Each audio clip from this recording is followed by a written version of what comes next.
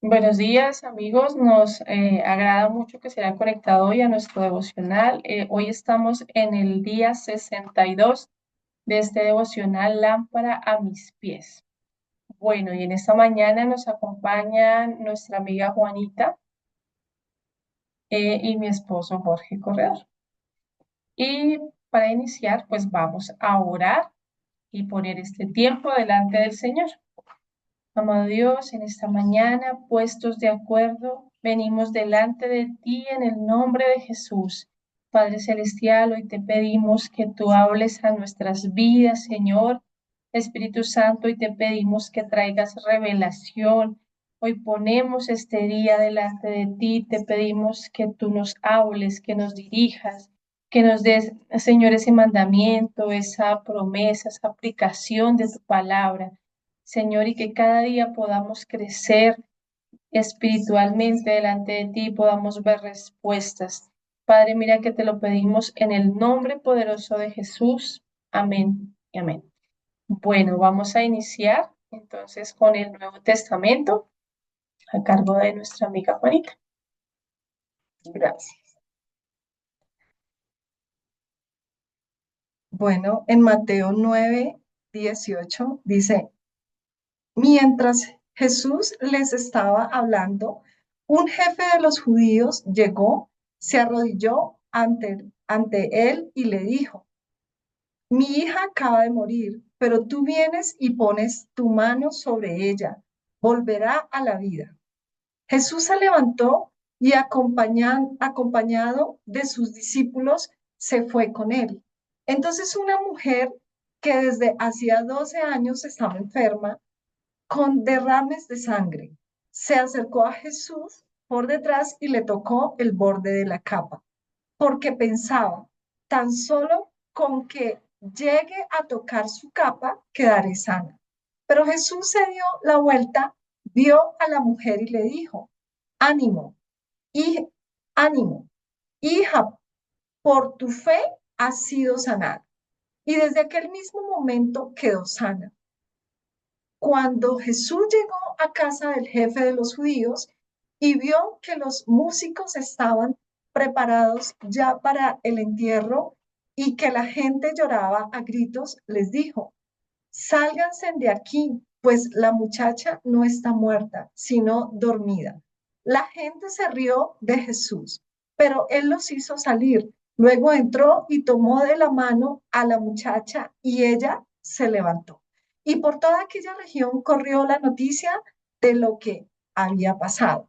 Jesús sana a dos ciegos. Al salir Jesús de allí, dos ciegos lo siguieron gritando, ten compasión de nosotros, hijo de David. Cuando Jesús entró en la casa, los ciegos se le acercaron y les preguntó, ¿creen ustedes que puedo hacer esto? Sí, Señor, le contestaron. Entonces Jesús les tocó los ojos y les dijo, que se haga conforme a la fe que ustedes tienen. Y recobraron la vista. Jesús les advirtió mucho. Procuren que no lo sepa nadie. Pero apenas salieron, contaron por toda aquella región lo que Jesús había hecho. Mientras los ciegos salían, algunas personas trajeron a Jesús un mudo que estaba endemoniado. En cuanto Jesús expulsó el demonio, el mudo comenzó a hablar y la gente admirada decía, nunca se ha visto en Israel una cosa igual. Pero los fariseos decían, es el propio jefe de los demonios quien le ha dado a este el poder de expulsarlos. Jesús recorría todos los pueblos y aldeas, enseñando en las sinagogas de cada lugar. Anunciaba la buena noticia del reino y curaba toda clase de enfermedades y dolencias. Al ver a la gente, sintió compasión de ellos porque estaban cansados y abatidos como ovejas que no tienen pastor. Dijo entonces a sus discípulos, ciertamente la cosecha es mucha, pero los trabajadores son pocos. Por eso, pidan ustedes al dueño de la cosecha que manden trabajadores a recoger. Bueno, eh, vemos, vemos acá una cantidad de milagros que el Señor realizaba, eh, sin importar la condición de la persona física o espiritual, podríamos pensar, Él cumplía su propósito para el cual él vino a este mundo y fue a sanar, fue a restaurar lo que se había perdido. Pero algo en común que vemos es que sin la fe de esta persona era imposible que sucediera el milagro, ¿sí? Vemos cómo él les preguntaba, primero, ¿tú crees que puede pasar esto? Primero es importante que nosotros lo creamos en nuestro corazón para poder Jesús actuar a través de esa fe. Esta mujer con el flujo de sangre llevaba muchos años atravesando diferentes circunstancias, tal vez gastándolo todo lo que tenía por buscar la sanidad. Pero llegó un momento en que hubo la oportunidad y ella acudió a él. Y fue creer que si tocaba tan solo el manto de Jesús, era sana. Y fue suficiente creer en su corazón para que Jesús respaldara su fe, ¿sí? Ella dijo, voy y no importando la multitud, me acerco y lo toco. Y lo tocó y fue sano. Entonces, no sé ustedes qué piensan acerca de estos milagros. Vi algo, gracias Juanita, vi algo que me impactó mucho y algo que nos han enseñado y es rodearnos de personas que alimenten nuestra fe. En el caso de la familia de Jairo, cuando llegaron ya estaban listos para el entierro, o sea, ya tenían todo. Entonces, y Jesús, ah, esto lo vemos en otros evangelios, separa solo a tres de sus discípulos. Entonces, es importante, o sea, en cualquier milagro es importante rodearnos de personas que nos animen en nuestra fe. O sea, Me lo impactó. que dice mi esposa es cierto. O sea, yo miro algo que me impactó y que rescato de ese segmento de la palabra es que el cambio de actitud de las personas que estaban supuestamente lamentando la muerte de la niña. Tan pronto Jesús dice, no está muerta, ellos en vez de llorar se echaron fue a burlarse, como a reírse, ¿sí? Y yo digo, eso es algo como muy fingido y que normalmente uno encuentra dentro de la sociedad. Uno puede expresar las condolencias, pero realmente no las expresa por compromiso, ¿sí? Y es una manera de vivir como la que se vivía en esa época. Ahora, ¿qué otra cosa puedo rescatar de todo este segmento?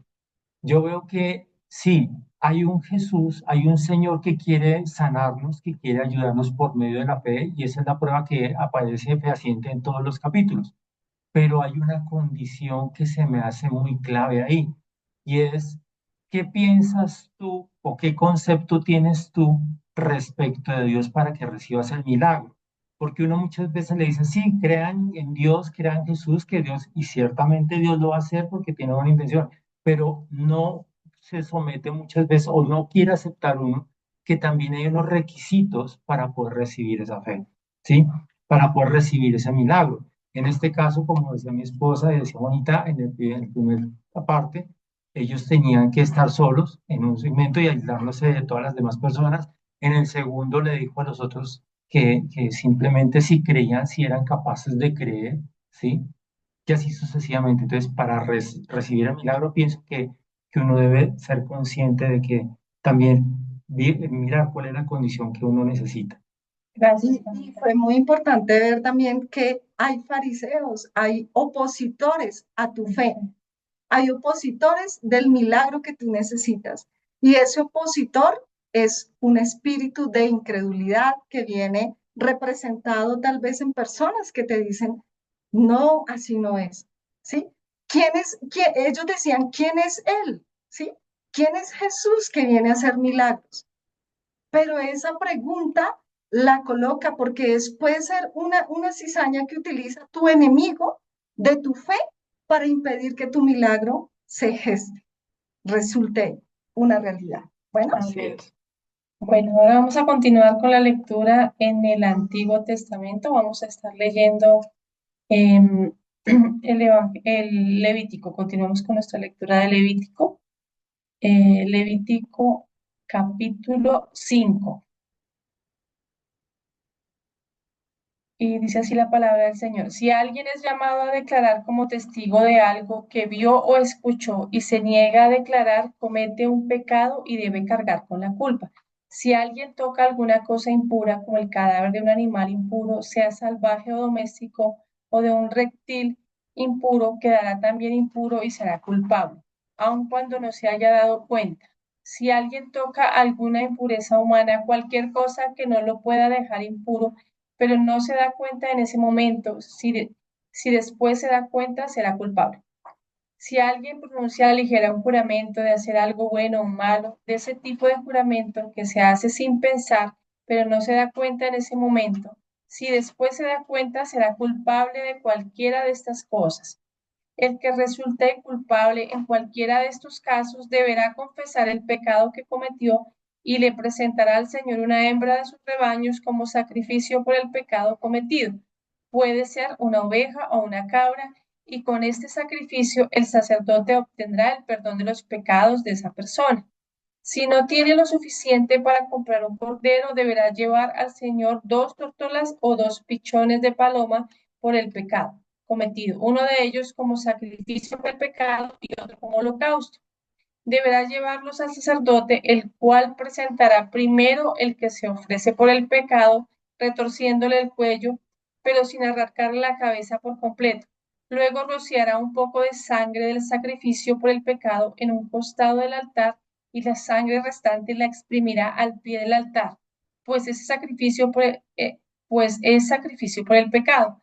Con el segundo hará un holocausto según lo establecido. Así el sacerdote obtendrá el perdón del pecado cometido por esa persona y el pecado le será perdonado. Si no tiene ni siquiera para comprar 2 tórtolas o 2 pichones de paloma, deberá llevar como ofrenda por su pecado 2 kilos de la mejor harina.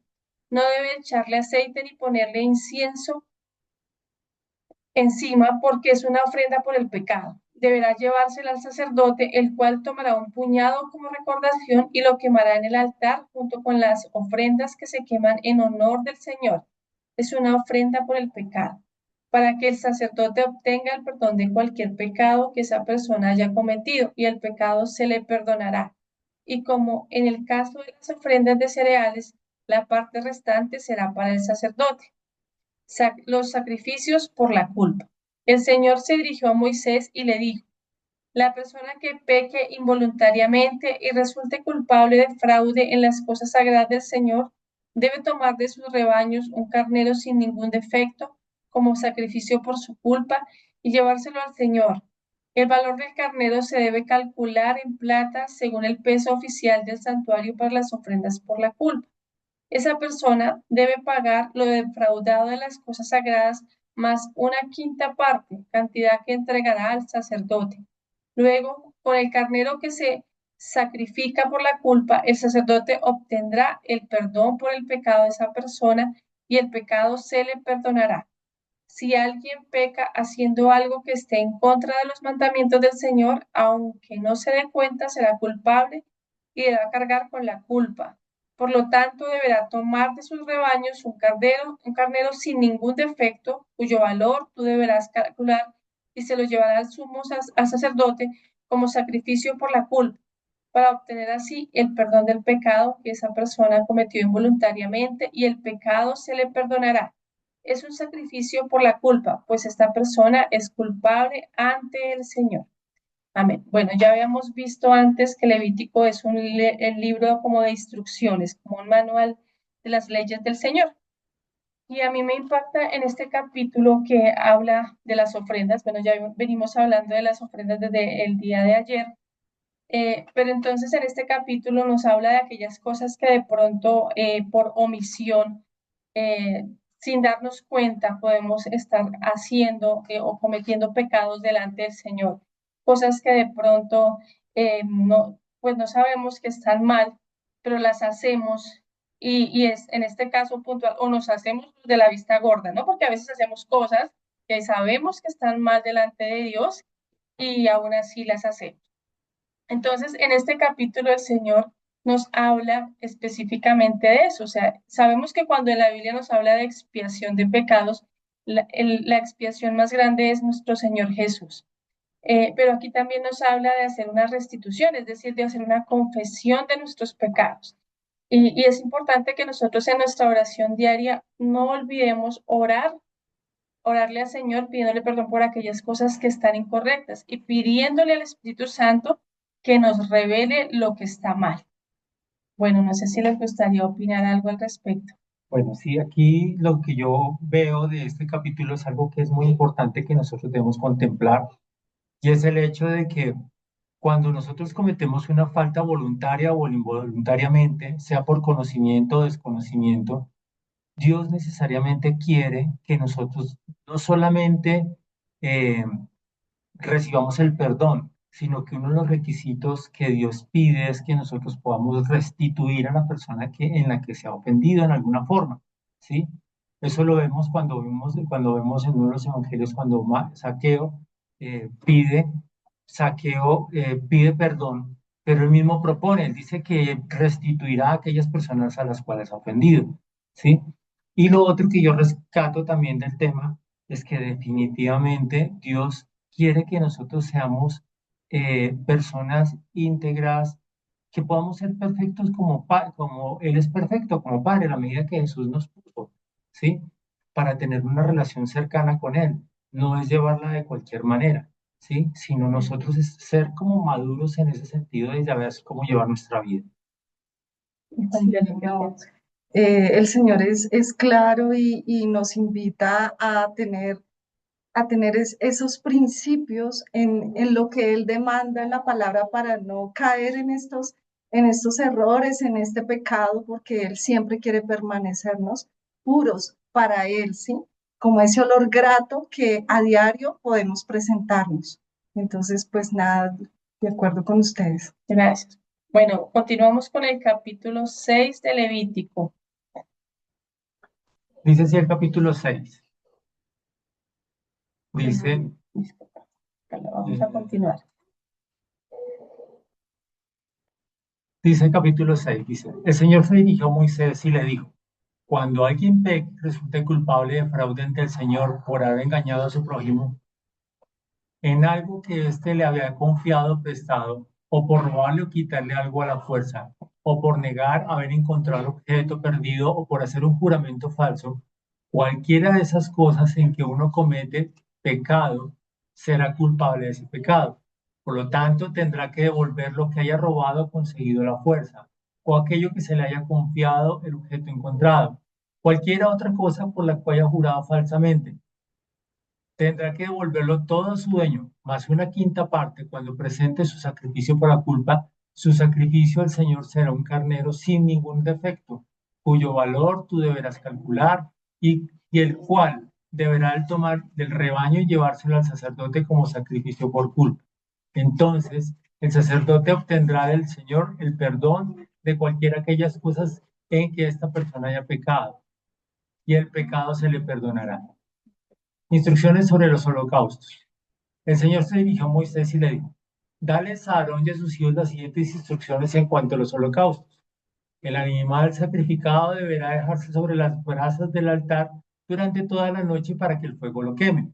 El sacerdote se cubrirá el cuerpo poniéndose ropa y calzoncillos de lino, luego recogerá las cenizas del animal que fue quemado sobre el altar y lo pondrá a un lado del altar. Después se cambiará de ropa y se llevará las cenizas a un lugar limpio fuera del campamento. El fuego que arde en el altar no debe apagarse nunca. El sacerdote deberá echarse leña de todas las mañanas y acomodar sobre el fuego el animal que se va a quemar. Además de quemar también en el altar la grasa de los sacrificios de reconciliación, el fuego del altar debe estar encendido siempre, no debe apagarse nunca. Instrucciones sobre las ofrendas de cereales. Las siguientes instrucciones se refieren a las ofrendas de cereales. Los sacerdotes deben ofrecerlas ante el altar delante del Señor. Uno de ellos tomará un puñado de la harina ofrendada y de su aceite, junto con todo el incienso que va con la ofrenda, y los hará arder en el altar como ofrenda quemada de reconciliación, de aroma agradable al Señor. Y la parte restante de la ofrenda se la comerán Aarón y sus hijos sin levadura, y en un lugar consagrado en el patio de la tienda del encuentro. No deben cocerla con levadura, se le ha dado a ellos como la parte que les corresponde de mis ofrendas quemadas, y esta es una cosa santísima, como lo son los sacrificios por el pecado y por la culpa. Para siempre en el futuro, todos los varones descendientes de Aarón podrán comer la parte que les corresponde de las ofrendas quemadas al Señor. Cualquier cosa que toque estas ofrendas quedará consagrada. La ofrenda a los sacerdotes. El Señor se dirigió a Moisés y le dijo, esta es la ofrenda que Aarón y sus descendientes deben presentar al Señor cuando sean consagrados como sacerdotes. 2 kilos de la mejor harina como ofrenda de cereales, presentando la mitad por la mañana y la otra mitad al atardecer sin faltar en un solo día. Debe preparar la ofrenda en una sartén bien mezclada con aceite y luego presentarse la partida en pedazos como ofrenda de aroma agradable al Señor. Así debe presentar al sacerdote principal descendiente de Aarón que sea consagrado en su lugar. Le corresponde siempre al Señor y deberá ser quemada completamente. Todas las ofrendas de los sacerdotes habrán de ser quemadas completamente. Nadie deberá comerlas. Instrucciones sobre los sacrificios del pecado. El Señor dijo a Moisés y dijo, dales a Aarón y a sus hijos las siguientes instrucciones en cuanto a los sacrificios por el pecado. El animal que se ofrezca por el pecado deberá ser degollado ante el Señor en el lugar donde se matan los animales que se van a quemar, pues una cosa santísima. El sacerdote que ofrezca el sacrificio por el pecado podrá comer en él, pero deberá comerlo en un lugar santo, en el patio de la tienda del encuentro. Cualquier cosa que toque la carne del animal quedará consagrada. Si la ropa queda salpicada de su sangre, deberá ser lavada en un lugar santo. La olla de barro que sirvió la carne de la ofrenda deberá romperse, pero si se sirvió en un recipiente de bronce, bastará con fregarlo y enjuagarlo. Este sacrificio es una cosa santísima. Solo podrán comer de ellos los sacerdotes, pero no podrán comer ningún animal ofrecido por el pecado, cuya sangre haya sido llevada a la tienda del encuentro, para perdón de pecados en el santuario. Este sacrificio debe ser quemado en el fuego. Bueno, esta es una palabra bastante larga, es una palabra bastante explícita frente a la manera como Dios desea que uno ofrezca las ofrendas. Realmente, aunque Jesús fue la ofrenda perfecta para nosotros, porque ya no tenemos que utilizar un sacerdote diferente, sino Él es mismo el que se ofreció por nuestros pecados, Él mismo fue la expiación, Él mismo fue el que hizo todo para que nosotros nos pudiéramos reconciliar con Dios. Sí hay unos aspectos que de pronto son importantes que rescatar. Lo primero es que cuando uno va a presentarse delante de Dios, uno lo hace a través de Jesús, pero uno en el corazón, uno tiene que ofrecer de la manera santa, con la mejor intención, con conciencia, como dice la palabra, con una conciencia limpia, ¿sí? Por la sangre de Cristo, ofrecer lo que uno va a ofrecer. Lo segundo, hay que considerar que rescato yo ahí, es que para Dios una ofrenda que uno ofrezca es una ofrenda que es muy santa. Y a veces uno puede decir, no, yo puedo ofrecer esta ofrenda de un negocio que se me ocurrió que de pronto es un negocio como medio chueco, pero yo sé que Dios va a recibir la ofrenda. Y no, no hay tal, no hay tal. Para Dios tiene que ser algo que provenga de algo honesto, algo limpio, con buena Exacto. intención, con que nuestro trabajo pueda expresar realmente eso. Y algo que también es importante considerar es que dice la palabra que de esas ofrendas, de alguna de los tipos de ofrendas de ahí, los sacerdotes comían de esas ofrendas y lo tenían que hacer en un lugar santo. ¿Eso qué significa? Si lo hablamos referente a la iglesia, pues obviamente nosotros como personas cristianas que somos beneficiadas de la bondad y de la gracia de Dios, tenemos que ofrendar también a Dios y eso va a dar para poder restituir a los que nos representan delante de Dios, ¿sí? Que son nuestros pastores, o sea, en otras palabras, ofrendar a la iglesia. Amén. Amén. Creo que la ofrenda más valiosa que podemos nosotros de verdad presentar delante del Señor es nuestra carne, nuestra vida, en realidad física, que es nuestro cuerpo con sacrificio y honra para el Señor, porque aquí vemos que también la ofrenda es Jesús. Jesús en la cruz fue la mayor ofrenda que el Padre pudo dejarnos y como ejemplo, Él no nos dio lo que sobra, lo que no cuesta. Él le dio lo que le costaba, que fue su único hijo, y que al ser sacrificado en la cruz, él pagó todo el precio de mi pecado. Entonces, la perfecta ofrenda es el sacrificio en la cruz.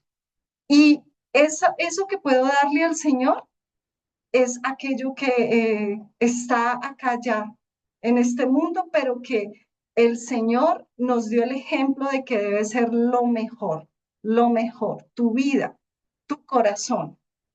Y el morir a la carne a diario es algo que es olor grato al Señor, porque esta carne es aquella que nos demanda muchas cosas que agradan a este mundo. Pero cuando tú sacrificas y entregas como ofrenda al Señor tu carne, es algo que va a recibir recompensa, porque es cuando tú puedes recibir del Espíritu revelación, presencia, ¿sí? Unidad con el Señor. Amén, Juanes, gracias. Esto me recuerda también la importancia de la ofrenda, ¿no? O sea, cuando uno ve, a veces hay gente que dice, no, pues es que a Dios no le hace falta nada, ¿para qué le vamos a dar a Dios? Pero la ofrenda habla de nuestro corazón.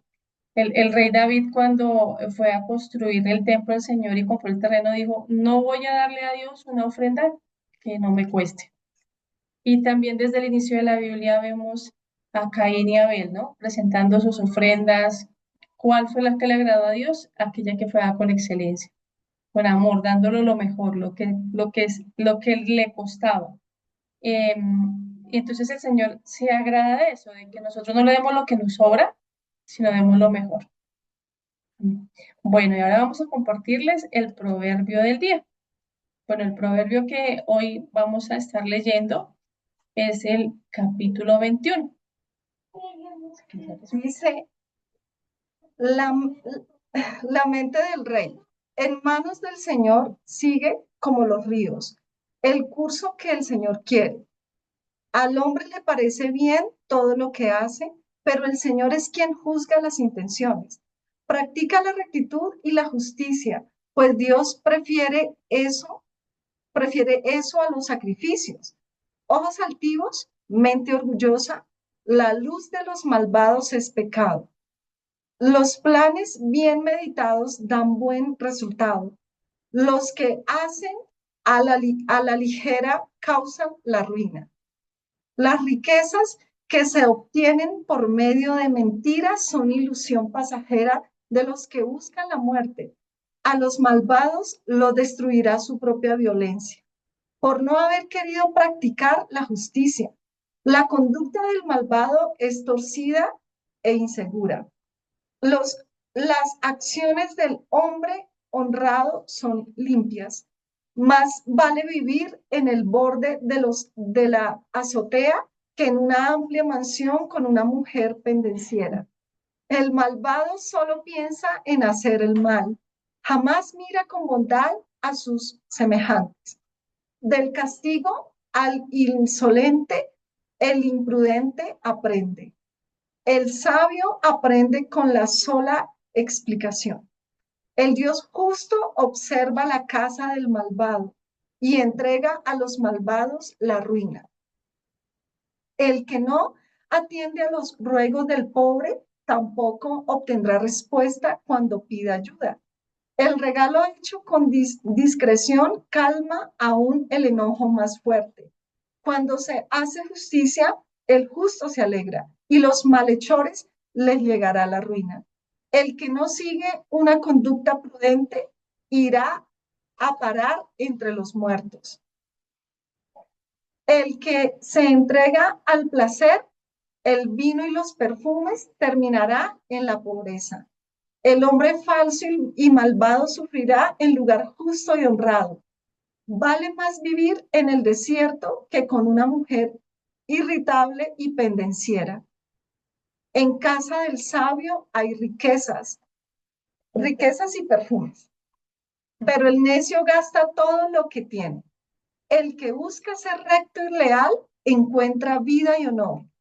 El sabio ataca una ciudad bien defendida y acaba con el poder en que ella confiaba. El que tiene cuidado de lo que dice nunca se mete en aprietos. Pedante, orgulloso e insolente se le llama al que actúa con demasiada pedantería. De deseos, de deseos se muere el perezoso, porque sus manos no quieren trabajar. Todo el día se lo pasa deseando, deseando. El justo, en cambio, da sin tacañerías. El Señor aborrece las ofrendas de los malvados, porque las ofrecen con malas intenciones. El testigo falso será destruido, pero quien sabe escuchar siempre podrá responder. El malvado aparenta seguridad, el honrado está seguro de su conducta. Ante el Señor no hay sabiduría que valga, ni inteligencia ni buenas ideas. El hombre prepara el caballo para entrar en batalla, pero el Señor es quien da la victoria. Bueno, creo que más claro no puede ser Proverbios. El Señor siempre nos habla con tanta sabiduría y Proverbios es un libro que nos enseña nuestras conductas, ¿sí? Cómo te comportas para sí mismo recibir de lo que siembras, de lo que cosecha, cultivas. Entonces, nos muestra en realidad cada cosa tiene su recompensa, cada estímulo tiene una respuesta. Entonces, de lo que tú haces, ahí vas a recibir, ahí va a obtener una respuesta. Si tú actúas mal, espera mal. Si tú eres una persona que te alineas con los planes de Dios, con la palabra de Dios, con el mandamiento, con este libro que es el que nos enseña a cómo comportarnos, a cómo actuar, yo creo que Proverbios es tan amplio y por eso son tantos dichos, pero no tanto dichos, podemos decir, sino sabiduría. En otros lenguajes de la Biblia se habla de la sabiduría de Salomón, que son los proverbios, ¿sí? Y vemos cómo el Señor, a través de estos proverbios, nos lleva a saber ser su testimonio, a poder comportarnos como Jesús lo hizo también. Entonces, no sé ustedes cómo ven proverbios también. Vamos a, Pues yo quisiera compartir dos cositas que aparecen ahí en esa parte de Proverbios. Una es justamente habla sobre la ofrenda, o sea, dice la palabra que la ofrenda para Dios es justamente basada en la integridad del corazón, ¿sí? Eh, Pienso que es algo, porque él mira la intención del corazón cuando uno va a recibir la ofrenda, ¿sí? Y lo otro que también rescato yo es que hay un versículo que dice específicamente que si uno le da al pobre, uno cuando necesite va a recibir. Y por el contrario, si no le da, por el contrario, no va a faltar. Pero no habla de una condición específica en la que se da. Está escrito de manera que se dé todo el tiempo. Entonces yo me ponía a pensar, ¿no? Cuando uno sube al Transmilenio y uno encuentra, por ejemplo, muchas personas que son pobres que de pronto están pidiendo, sea con buena o mala intención, como sea, pero ahí no habla el versículo de que si la persona tiene buena o mala intención, uno les debe dar, sino simplemente uno les dé. Y eso es como lo que dice la palabra en otros versículos anteriores que decía que cuando uno le da al pobre o le presta al pobre, es como si le prestara a Dios, ¿sí? Entonces, pienso que para finalizar, realmente uno debe quitar todo posible esquema que uno tiene para leer la palabra. Cualquier argumento donde uno diga, ah, esto lo aplico cuando sí o cuando no. Esto lo aplico si esto se me da o no se me da. No pienso que la palabra es muy explícita a la hora de decir, hazlo, porque de esa manera, como decía Jesús, dice, así como Dios es bueno para dar buenos y malos, la salida del sol, la lluvia, el agua, todos los beneficios, ¿sí? Así nosotros debemos comportarnos porque de esa manera nosotros seremos llamados y seremos como hijos de Dios. Entonces, la invitación que pues se me hace a mí es para que consideremos esa enseñanza como parte de nuestra vida. Pues algo que me impacta también es que el Señor busca que con todos estos proverbios que nosotros no nos aferremos tanto como a las cosas. O sea, Dios nos da la sabiduría cómo dar, cómo ofrendar, pero también a veces el Señor lo que nos habla es que no retengamos, ¿no? Que no nos aferremos a lo que tenemos como nuestra única opción o como nuestra tabla de salvación, sino que el Señor busca que no pongamos todo nuestro amor en la riqueza, nuestro amor en las riquezas ni en las cosas físicas, sino que también hagamos tesoros en el cielo. Entonces, que ampliemos nuestro corazón, que confiemos en Él, que seamos las manos de Dios cuando hay que hacerlo, que le demos al Señor lo mejor de nosotros. Y bueno, pues vamos a concluir con la lectura del devocional que nos trae el plan bíblico, ¿les parece? Entonces, bueno, vamos a leerlo y luego oramos. Bueno, este devocional de hoy nos daba esta enseñanza. Dice, mientras él les decía estas cosas, vino un hombre y se postró ante él diciendo, mi hija acaba de morir, mas ven y pon tu mano sobre ella y vivirá. ¿Alguna vez te has encontrado en una situación imposible? Este hombre acababa de recibir la peor noticia que cualquier padre puede recibir, pero lo que él hizo cambió su imposible en posible. Ven, este hombre invitó a Jesús. El Señor no va a donde es deseado, donde no es deseado, perdón. Él no llega a una casa que no quiere su presencia. Mas cuando lo invitas y le dices, ven, Señor, Él es el primero en llegar a ti. Pon tu mano sobre ella y vivirá. Este hombre creyó en el poder de la mano de Jesús, usó el poder de la visualización para ver exactamente lo que sucedería si el Señor solo colocase su mano sobre ella, ella viviría. Conforme a la fe de este hombre fue hecho. ¿Qué situación imposible estás viviendo? Hoy invita al único que puede salvar, visualiza y confía el milagro que conforme a tu fe será hecho. Amén. Bueno, entonces vamos a orar. ¿Por eso? Ok, ¿Quieres orar? sí. Bueno, quiero que cierren sus ojos ahí y vamos a dejar que con base en las tres palabras que el Señor nos habló, Él pueda obrar en nuestros corazones. Quiero que delante del Señor, ahí en la cruz donde tú estás, tú puedas ver que Jesús está dispuesto a acercarse a ti, que Él te está haciendo la pregunta, ¿qué quieres que te haga? ¿Qué milagro quieres que te haga? Y ahí donde tú estás, dile, Señor, tal vez tengo esta necesidad, tengo una necesidad de salud, tal vez tengo una necesidad de económica, tal vez tengo que restaurar mi hogar. Señor, tengo problemas con mis hijos, con mis hijas, Señor. Tal vez no sé cómo comprenderme con mi cónyuge, Señor. No sé cuál sea el problema que tú tengas. O tal vez es el de algún familiar. No sé, tal vez es en el trabajo, alguna deuda muy grande que tú puedas tener, pero algo que te parece imposible y aún que te parece corriente, dile simplemente al Señor, Señor, aquí estoy delante de ti, Señor, porque aún las circunstancias más apremiantes me pueden estar ahogando y yo no quiero, Señor Dios, Señor, ser eliminado por mi falta de fe, sino quiero creer que tú eres mi Salvador. Invita al Señor a que sea tu Salvador. Invítalo en este momento, así como dice la palabra, ven, ven a mi vida, ven a mi corazón, ven a mi hogar. Ven, yo creo que lo que tú hiciste en la cruz fue por mí, por este milagro, por darme salvación, así como sanaste a la mujer del flujo de sangre, la salvaste.